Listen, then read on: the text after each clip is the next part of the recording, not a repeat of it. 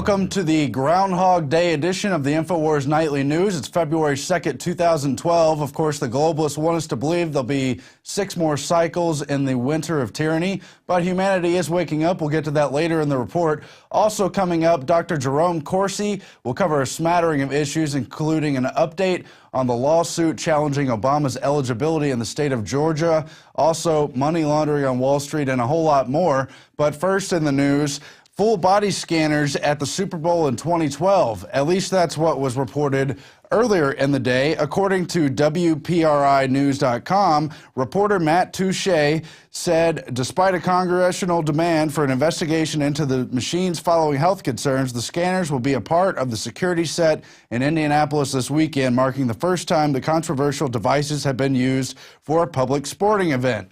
However, there's been an update, and Homeland Security and TSA have now tweeted that they will not use body scanners. And this reporter, Matt Touche, has revised his statement where he earlier said Lucas Oil Stadium told him he'd have to go through the body scanners. Now he claims they are, in fact, only metal detectors.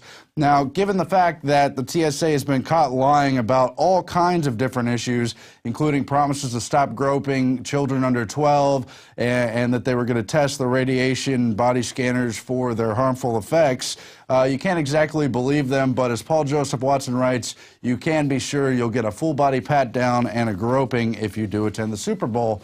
And why is the Football League so involved in Homeland Security's measures? Why do they keep saying there's going to be a threat against sports stadiums? And why do all the FEMA continuity of government exercises always involve rounding up the mass of the population into stadiums? Questions for a different time, but we'll keep an eye on that as they have two-faced statements regarding the upcoming Super Bowl set for this Sunday. Meanwhile, with the economic collapse ensuing, survival is, of course, on everyone's mind. Here's what came to one person's mind. Come with me if you want to live. Come with me if you want to live. Come with me if you want to live. Of course, we're talking about James Cameron, who is now fleeing the U.S. for New Zealand. Now, on the one hand, he is working on a sequel to Avatar there, but on the other hand, many of the wealthy elites have fled the country with the writing on the wall as far as the economic collapse, the possibility of a bio-terror attack, and a whole lot more. Cameron's decision fits the trend of wealthy Americans pulling their money out of the country and reinvesting it to buy land in the Southern Hemisphere, escaping spiraling tax rates and protecting themselves against the potential for widespread social dislocation. Another interesting sign on the wall. Meanwhile, Washington state lawmakers are the latest to join a chorus of opposition in the bill for indefinite detention, now introducing a bill challenging the authority of the NDAA.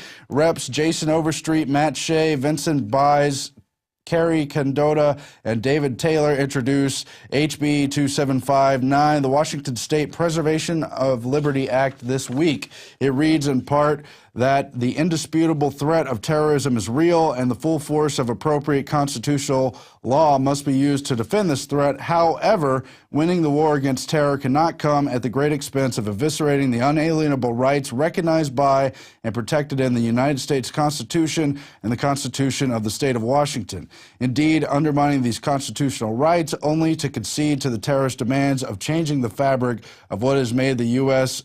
Republic, granting the greatest number of people the greatest amount of liberty, justice, security, opportunity, prosperity, happiness, peace, and good ever known or experienced by humankind throughout the world. And of course, that's all well and good, but I think we do have to get honest about the real terrorist threat. It's so much of the manufactured hype about nonsense. All these cases have fallen through in court if they weren't outright FBI provocateured. All kinds of lies on 9/11 and more. So I want to challenge politicians that while it's great to stand up against the powers of the NDAA, somebody has to come clean and get honest about this whole damn system. Something to keep an eye on there. Meanwhile, the Ron Paul campaign headquarters were attacked in Washington State. We have a short clip of that now. Candidate Ron Paul's Washington State headquarters were attacked last night. Staff and volunteers were there as someone started throwing rocks. Nobody was hurt, but 2 volunteers felt the glass shatter as objects came through the windows. Police are investigating that. And that being yet another caucus state where Ron Paul's ground support threatens to capture more delegates in the GOP primary, even as the GOP establishment wants to hurriedly anoint Mitt Romney and keep Gingrich up there as a distraction. Now, there was another case a couple days ago in Florida, just ahead of that vote. Everyone step on his toes. Gingrich security harasses Ron Paul supporter. And it goes on to explain how Dillard, a Ron Paul supporter in his late 20s, showed up with a sign and found himself surrounded by Gingrich's little press corps, where they were doing a stop, and Gingrich's own aides and security personnel started stepping on his toes, tried to intimidate him out of the area, and told everyone basically to get him. And he now has a broken foot or a fractured foot and other injuries and bruises just for holding up a Ron Paul sign in front of his lordship Gingrich.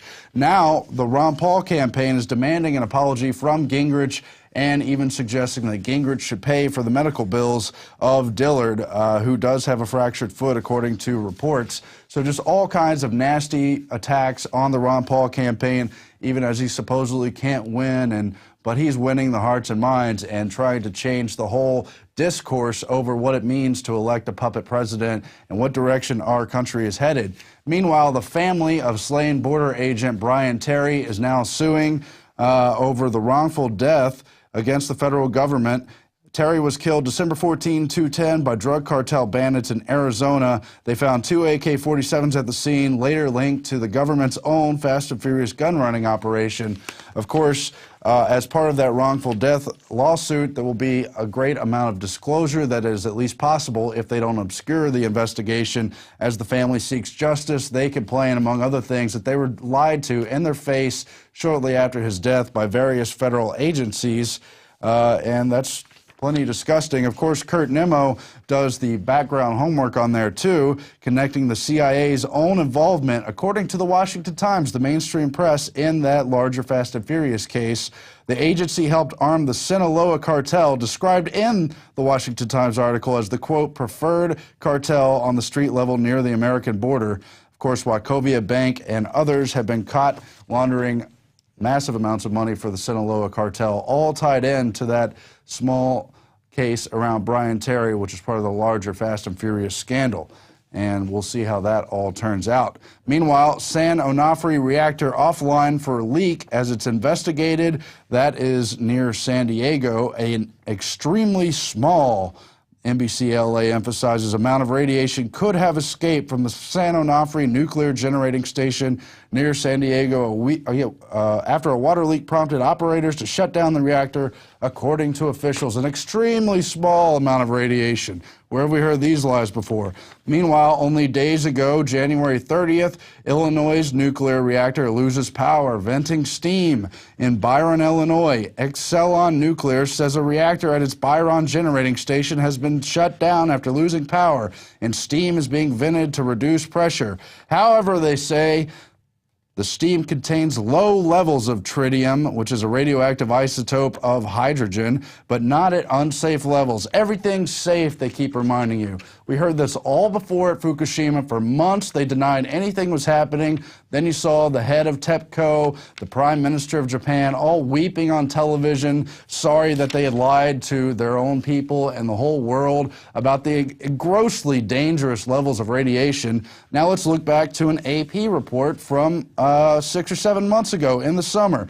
June 21st, 2011, in Illinois, right next to the Byron, Illinois nuclear reactor, where they discuss how tritium is being leaked. Tritium, which is a radioactive form of hydrogen, is leaked from at least 48 of 65 sites, according to the U.S. Nuclear Regulatory Commission and their records. Leaks from at least 37 of those facilities contain concentrations exceeding the federal drinking water standard, sometimes at hundreds of times the limit. And then look at the caption over here in the story.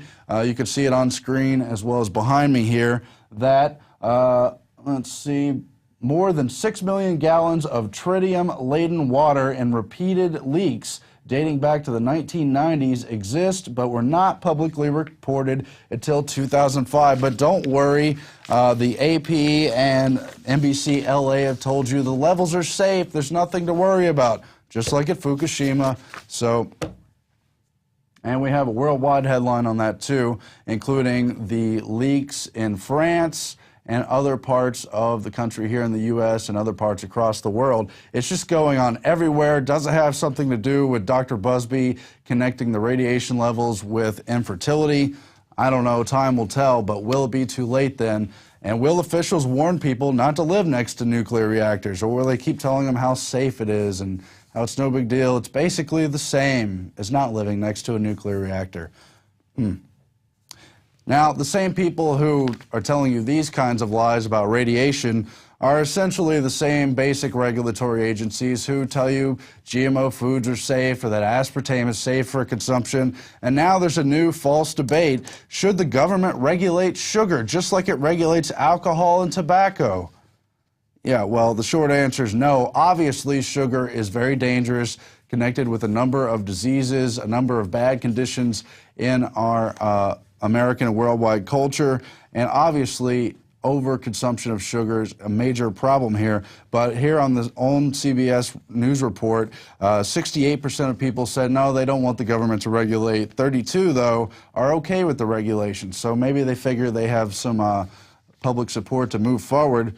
But the whole idea here is that the FDA approved aspartame, even though countless studies showed it was dangerous. The FDA has streamlined and created new positions in its own agency, bringing on people who worked for Monsanto, including Michael Taylor, to rapidly approve and fast-track the approval of all kinds of GMOs from Monsanto and the other genetically modified producers and get them on the market, always telling you it's safe. Is it? These are the people who are going to regulate sugar?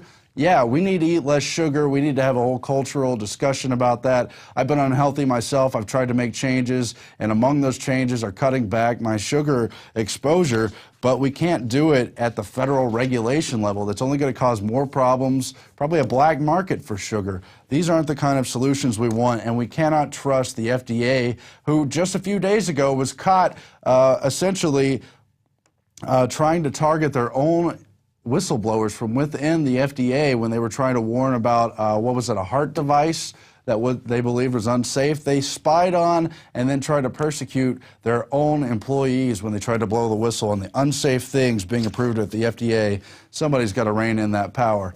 But in other news, Zbigniew Brzezinski, I think more than a year ago, gave a speech at the Montreal, Canada branch of the CFR, warning that a widespread global awakening was taking place.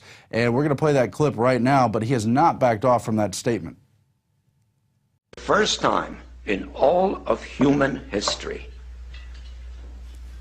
mankind is politically awakened. That's a total new reality. Total new reality. It has not been so for most of human history until the last 100 years. And in the course of the last 100 years, the whole world has become politically awakened.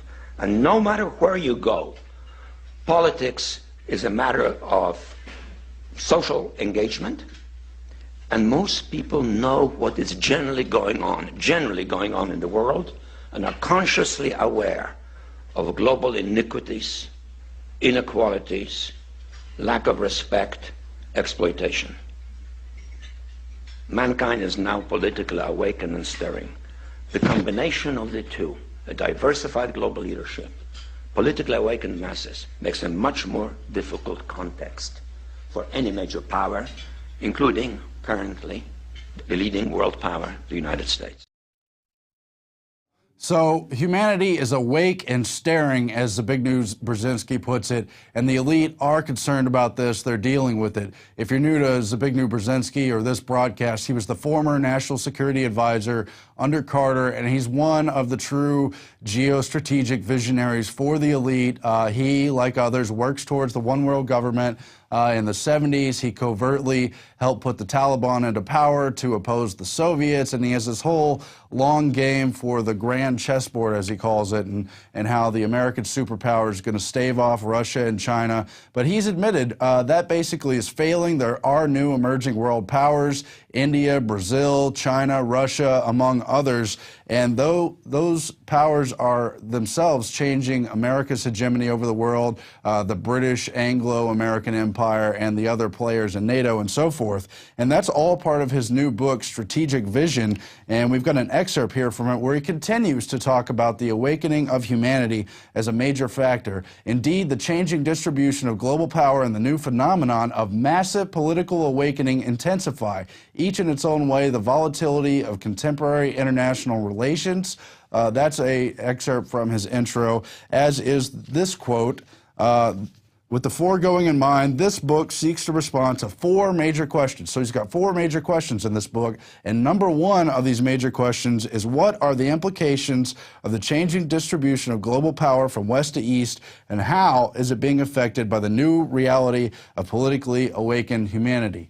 Now, what are we really talking about here? What are the elite concerned about when we talk about this global political awakening of humanity? We're talking about people who are aware of their covert hidden agenda for a one world order. People have been talking about this for decades, since the 50s. The roots of it are even deeper. But now, thanks to the flow of information, thanks to the internet, a lot of people are awakened to it. These elitists are being confronted everywhere. And this really is and always has been an information war. The only difference is, in the past hundreds of years, the past thousands of years, it's always been the tiny niches of royalty, of kingships, of priest classes who held most of the important knowledge. Literacy was kept down amongst the masses in relation to this reason, but now we have worldwide literacy, even though a lot of people are pissing that away, and it's very sad. And that literacy comes at a time when we have this global internet age. We have a short window of time when a lot of people have the chance to know what's really going on with these global elites, see their power for what it is, and if we can, seek to change the dimensions of those power. Now, of course, other foreign powers, China, Russia, they're not the friends of humanity either. They're on the chessboard, though, and it's going to be important what decisions they make as well. Let's play a clip from Hillary Clinton admitting that they're losing the info war. We are engaged in an information war. You know, during the Cold War, we did a great job in getting America's message out. After the Berlin Wall fell, we said, okay, fine, enough of that. You know, we've done it, we're done. And unfortunately, we are paying a big price for it. And our private media cannot fill that gap. In fact, our private media, particularly cultural programming, often works at counter purposes to what we truly are as Americans and what our values are. I remember we are in an information war, and we are losing that war. I'll be very blunt in my assessment. Al Jazeera is winning. The Chinese have opened up a global English language and multi-language television network. The Russians have opened up an English language network. Now, she's talking on the one hand about foreign press and the whole U.S. Strategy to put out propaganda and try to influence people around the world. That's all important, but it also has to do with this information war taking place with individuals in the age of the internet, and that too is what the info war is really all about. So I want to encourage everyone out there who's already recognized the info war not to give up. We're having a huge effect. Truth is on our side. Truth is more important than ever. And how ironic is it that as the mainstream media dies, as these dinosaur outlets, newspapers, and the mainstream networks are dying off and losing their influence, that these new foreign networks are also featuring patriots speaking the truth, also featuring so-called conspiracy theorists, trying to tell it like it really is. Why does Al Jazeera have gaining influence? Because the U.S. and the Western forces are so full of lies on the Iraq war, the Afghanistan war. It doesn't really matter how credible Al Jazeera is. All they have to do is point out all the horrible things going on in these wars and the other provocations and the undermining of foreign policy. Those are the kind of issues that we're dealing with here, and I just want to encourage you to stay on the side of truth. With that in mind, we have a quote of the day. It's from George Orwell. You probably already know it, but it's worth keeping in mind. In a time of universal deceit, telling the truth is a revolutionary act. And that's, of course, George Orwell, author of 1984, real name Eric Blair. He himself a Fabian socialist, but a disgruntled Fabian socialist who sought to expose him. Now, we have Jerome Corsi coming up on the other side of the break, but I want to tell you now, Alex is going on tour. He's going to speak at the Lakewood Theater in Dallas Sunday, February 19th, and then he's going to speak in Orlando, Florida at the I have no idea if I'm saying that right, but it's up on the website. It's Sunday, February 26th, and we have a great promo that was put together by Rob Jacobson. We're going to play it here in the break and come back with Jerome Corsi. Stay tuned.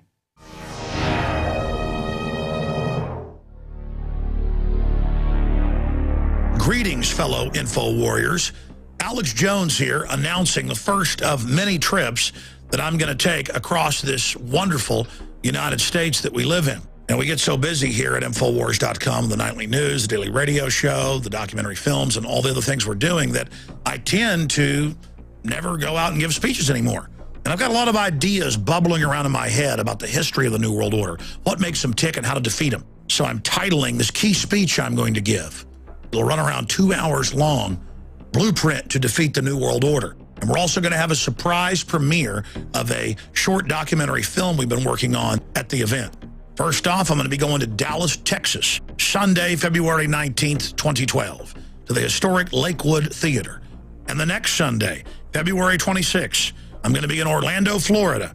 You can find out more about the events and buy tickets at Infowars.com/events.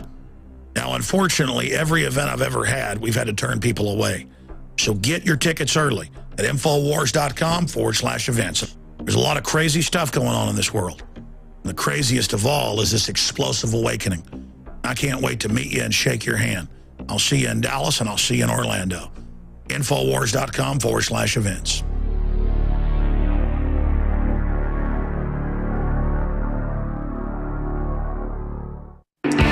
Yeah, I'm signing these evil 1776 flags.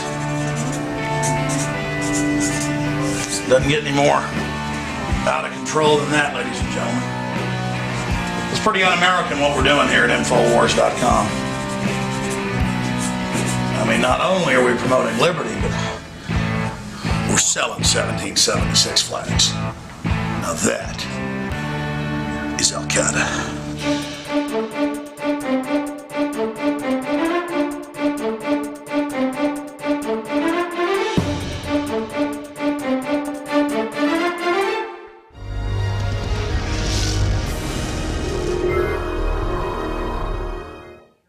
We are back from break. We're joined now by Dr. Jerome Corsi.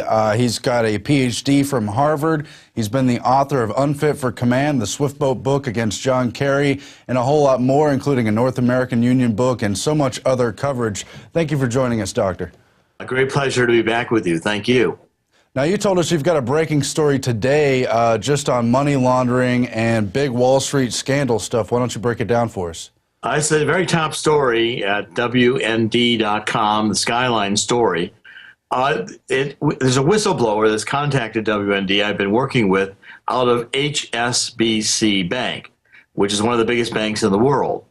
And this whistleblower has brought 1,000 pages of internal bank documents which show a multi-billion, probably trillion-dollar scheme to money launder through the bank with the obvious compliance and knowledge of senior management.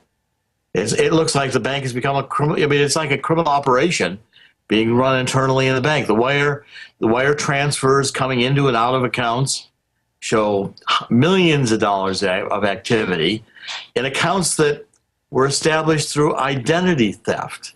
Mm-hmm. Evidently, what the bank has done is they've stolen the legitimate names and social security numbers of people who don't even know their names are being used to have accounts established at HSBC, and then millions of dollars run through these accounts in money laundering. It's an incredible scandal. And we have 1,000 pages of the internal bank documentation that John Cruz, the whistleblower, took with him when he was basically fired from the bank for trying to get the bank's attention to this scandal.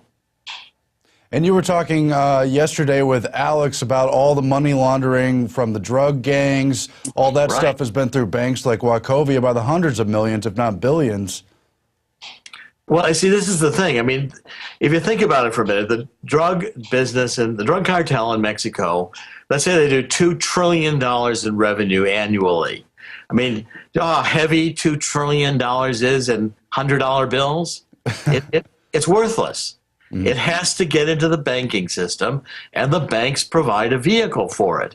Then the federal government comes along. When they catch a bank like HSBC, they give them a fine. Well, these major banks have $2 billion reserved just to pay fines. As long as the bank is not considered a criminal bank and nobody goes to jail, the fine is just a cost of doing business, and they go on their merry way, laundering trillions of dollars of business around the world illegally. We've got such widespread corruption with Wall Street, a lot of anger, obviously, at Wall Street, but there's a big crony capitalism problem, too, based in the Washington and the leadership there. What do you see as the guiding light to sort of reforming the larger scandal with the housing collapse and everything going on? How are we ever going to get out of this mess, Doctor? Well, I think we need to first of all, get down to the honesty of it. I mean, a good idea would just be fire everybody in Washington, reduce the size of the federal government, the corruption coming through the federal government. Anybody who doesn't think this is government managed and government complicit is crazy. I'm sure by the time we get down to this, the bottom of these money laundering scandals that I'm investigating, it's not only going to be drug money and terrorist money. I'm sure we're going to find part of the stimulus money going into money laundering. But if they got $700 or $800 billion in stimulus money, I'm sure the politicians in Washington get a high level, and the cronies setting up these fake Solyndra energy businesses can find a way to take 10% of that and skim it off through money laundering and pocket it. That's the problem. There's so much money. With trillions of dollars of deficits, we're so awash in money that we've set up an invitation for criminals in the government and banks to participate, to have a field day and enrich themselves in the process. Sure. And then see, the key realization is we're not in this global crisis by accident. The globalists, the banks, the government leaders, sure, borrow trillions. What difference does it make? They're never going to repay it. And while they're borrowing it, they can be stealing it. They can be running programs of giveaways. The giveaways, when you take a look at the money on the border, $2 trillion in the drug trade, the idea is to keep it open so the banks can continue to launder the money.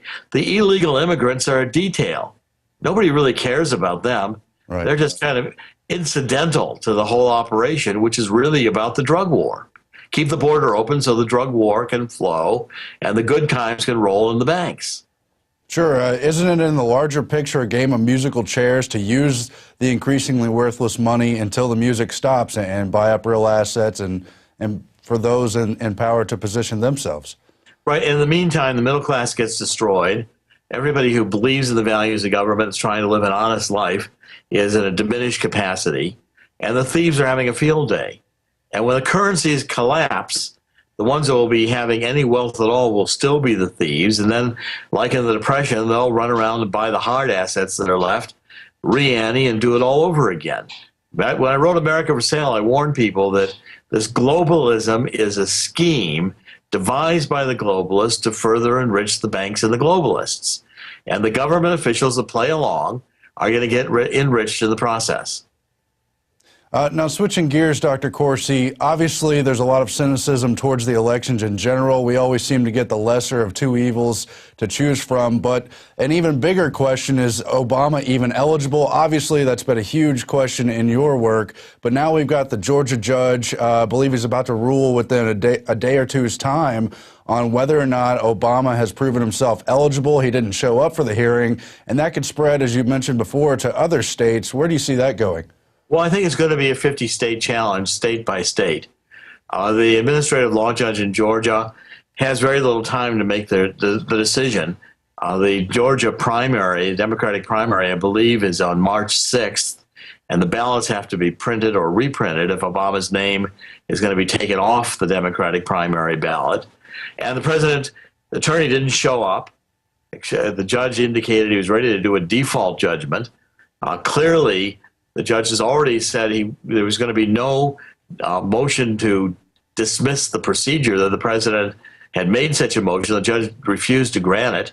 saying that the laws that the president cited were not controlling. And that's very bad news for the White House, because what it kind of telegraphs is that this judge may be going more in the direction of Minor v. Happersett, requiring natural-born citizens to be eligible to be president to have 2 U.S.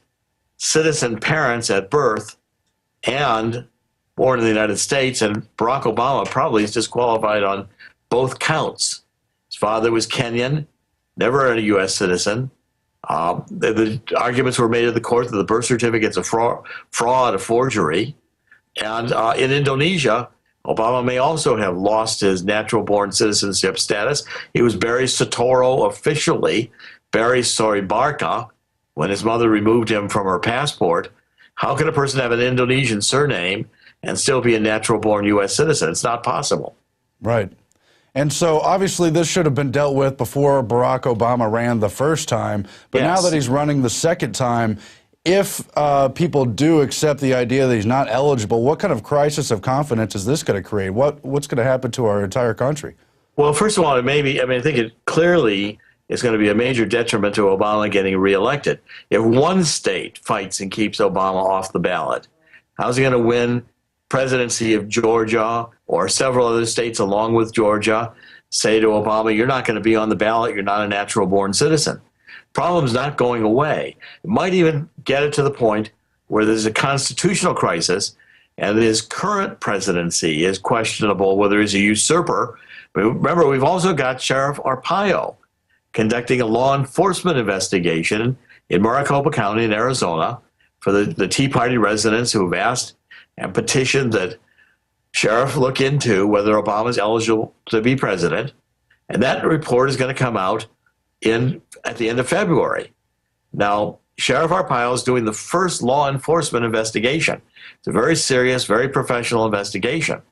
And I think that the president ought to be deeply concerned what the results are going to be.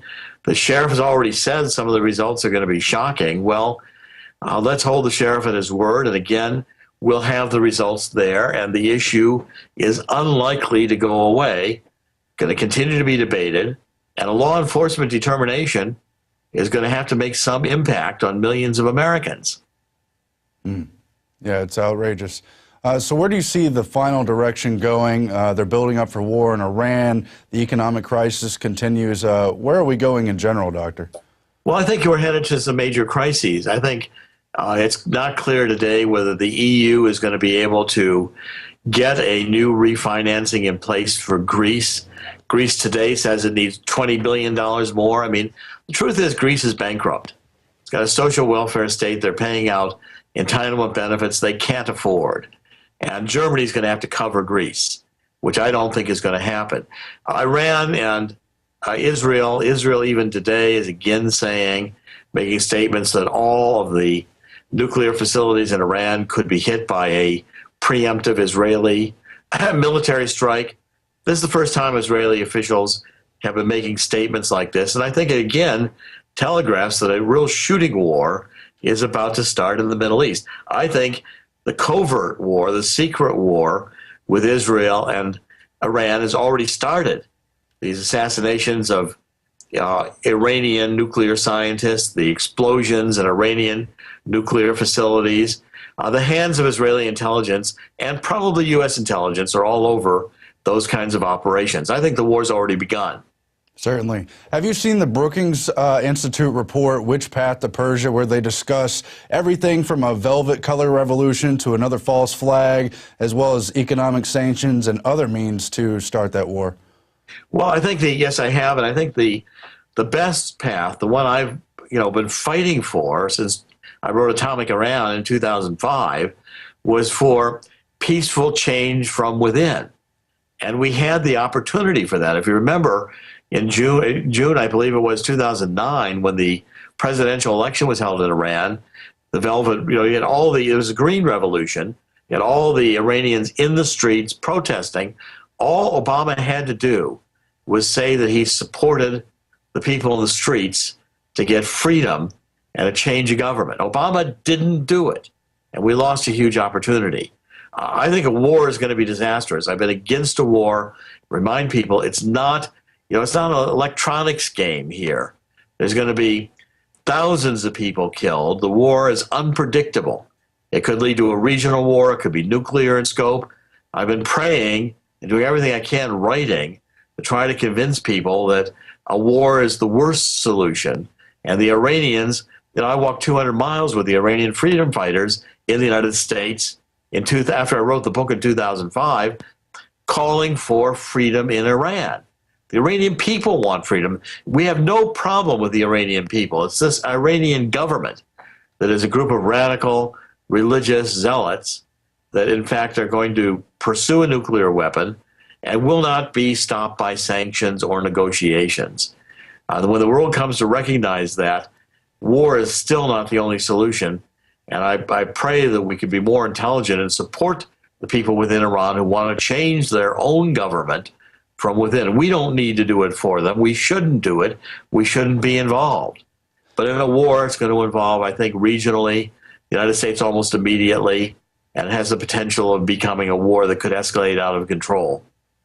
Doctor, looking back over the past year, what does it say about the U.S. and the NATO allied forces that in fighting Libya and now look like in fighting Syria, we've allied with al-Qaeda forces, actual members of al-Qaeda? Well, I've been writing about this in WND and objecting to it. This was all billed as the Arabian Spring. This all like it was a burst of freedom in the region. Obama knew what he was doing. This was a move to radicalize the Middle East. The winners were the Islamic Brotherhood, the Muslim Brotherhood, which there's not a more radical force in the Middle East. This is a force that today we're seeing controlling a military dictatorship. It's going to be in Egypt. Americans are going to have to get out. It's not going to be democracy. The Muslim Brotherhood controls the voting, votes in a much higher proportion, wins control of the government, and stops elections. We've just seen a radicalizing of the Middle East, and it's going on country by country by country. Assad in Syria is being again besieged by the Muslim Brotherhood forces. And I mean, Assad was a dictator and no gem, an ally with Iran, but what's coming into Syria is probably going to be worse. And Obama, again, either knowingly participated in engineering this or didn't understand it, which I don't believe, and didn't take the steps necessary to be on the right side. We've been on the wrong side consistently, a side of forces that are not going to impose democracy and freedom in these countries throughout Northern Africa and the Middle East, Syria, Libya, etc. But it's going to become a Muslim radical group of countries that will ally, even though they're Sunnis, will ally with Iran and cause the Middle East to be a much more dangerous region for everyone. Now, in closing, and feel free to add any other topics you want to bring up, to what extent are we being driven by the Western foreign policy wonks who've wanted a clash of cultures and who in many senses are building up an artificial extremism in the Middle East to build up an enemy? Well, I think there's a good deal of that. And I also put it squarely at the globalists on both sides, the Henry Kissingers and the Zbigniew Brzezinskis, who've had this grand idea of causing all these crises in order to gain more power. The EU and the euro collapses, advance the International Monetary Fund in a global currency. That's been the plan. I think it's going to fail miserably. But the tragedy is that the world is going to go through a period of economic depression and wars that could be a prelude to like World War I, World War II. And ultimately, there's going to be millions of people in economic misery, millions of people in warfare. This is a formula for having descend on the earth the kind of catastrophes economically and with governments and military conflicts that we haven't seen since World War II. And when I try to calculate the millions of people that died in World War II, what's coming could make World War II look like a minor event. That's what I fear. And what a shame, too. I mean, obviously the water is muddy on all sides of this issue, but most of all, I think we really don't want that larger war because it would be so devastating. The point is, what I've been writing for so much, to get to the truth, if we get back, for instance, to the principles our founding fathers in the Constitution. Go back to the 10th Amendment. Say to the federal government, we don't want to participate anymore. Government does not need to have greater power and to be aggrandized at a greater level. We need people to be in control of their own lives. We need the media to stop being a political media, making millions of dollars telling the global story, while all along the people are lied to and not given the truth. The internet, shows like Alex's, are great resources, but we've got to get back to the fundamental reality that we, the people in the United States, are sovereign, not the government in Washington. And we'll leave it there for today. We look forward to future updates from you. Dr. Jerome Corsi, thanks very much for joining us. Thank you very much. Take care. And that's it for tonight's Infowars Nightly News, but we do want to remind you of our specials. We're not corporate funded, we're not foundation funded, and we're trying to get out a message to stop what they have designed. So with that in mind, we want to remind you we have 44% off of a yearly subscription right now. That ends on Friday, so take advantage of that offer now. And you can also take a 15-day free trial. Take a look for yourself. See if it's something you want to support. We're available on other platforms as well, but we do need your help getting that message out so we can grow this mission. Thank you and good night.